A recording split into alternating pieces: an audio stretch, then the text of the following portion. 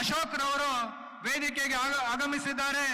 ಅವರಿಗೂ ಕೂಡ ತುಂಬ ಹೃದಯದ ಸ್ವಾಗತವನ್ನ ಬಯಸ್ತಾ ಇದ್ದೇನೆ. ಹಾಗೇನೆ ಮಾಜಿ ಶಾಸಕರಾಗಿರ್ತಕ್ಕಂಥ ಮಾರುತಿ ರಾವ್ ಪವಾರ್ ಅವರು ವೇದಿಕೆಗೆ ಆಗಮಿಸಿದ್ದಾರೆ. ಅವರಿಗೂ ಕೂಡ ತುಂಬ ಹೃದಯದ ಸ್ವಾಗತವನ್ನ ಬಯಸ್ತಾ ಮುಂದಿನ ಕಾರ್ಯಕ್ಕೆ ಅನುವು ಮಾಡಿಕೊಡ್ತಾ ಇದ್ದೇನೆ.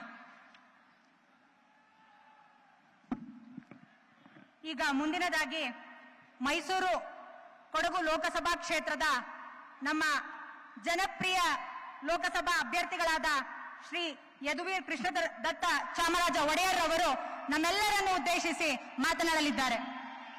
ಅಶೋಕ್ ರವರು ವೇದಿಕೆಗೆ ಆಗಮಿಸಿದ್ದಾರೆ.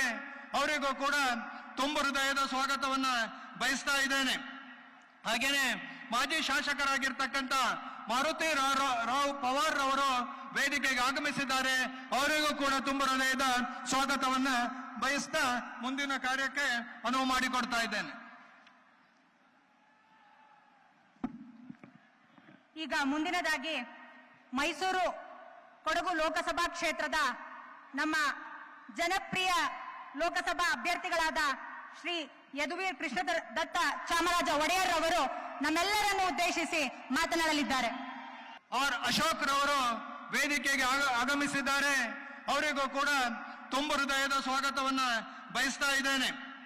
ಹಾಗೇನೆ ಮಾಜಿ ಶಾಸಕರಾಗಿರ್ತಕ್ಕಂಥ ಮಾರುತಿ ರಾವ್ ಪವಾರ್ ಅವರು ವೇದಿಕೆಗೆ ಆಗಮಿಸಿದ್ದಾರೆ.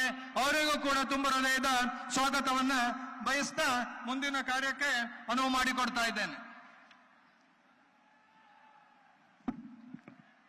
ಈಗ ಮುಂದಿನದಾಗಿ ಮೈಸೂರು ಕೊಡಗು ಲೋಕಸಭಾ ಕ್ಷೇತ್ರದ ನಮ್ಮ ಜನಪ್ರಿಯ ಲೋಕಸಭಾ ಅಭ್ಯರ್ಥಿಗಳಾದ ಶ್ರೀ ಯದುವೀರ್ ಕೃಷ್ಣದತ್ತ ಚಾಮರಾಜ ಒಡೆಯರ್ ಅವರು ನಮ್ಮೆಲ್ಲರನ್ನು ಉದ್ದೇಶಿಸಿ ಮಾತನಾಡಲಿದ್ದಾರೆ.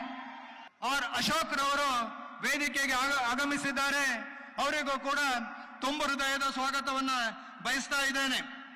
ಹಾಗೇನೆ ಮಾಜಿ ಶಾಸಕರಾಗಿರ್ತಕ್ಕಂಥ ಮಾರುತಿ ರಾವ್ ಪವಾರ್ ಅವರು ವೇದಿಕೆಗೆ ಆಗಮಿಸಿದ್ದಾರೆ.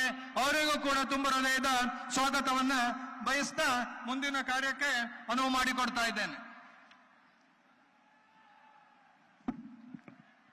ಈಗ ಮುಂದಿನದಾಗಿ ಮೈಸೂರು ಕೊಡಗು ಲೋಕಸಭಾ ಕ್ಷೇತ್ರದ ನಮ್ಮ ಜನಪ್ರಿಯ ಲೋಕಸಭಾ ಅಭ್ಯರ್ಥಿಗಳಾದ ಶ್ರೀ ಯದುವೀರ್ ಕೃಷ್ಣದತ್ತ ಚಾಮರಾಜ ಒಡೆಯರ್ ಅವರು ನಮ್ಮೆಲ್ಲರನ್ನು ಉದ್ದೇಶಿಸಿ ಮಾತನಾಡಲಿದ್ದಾರೆ.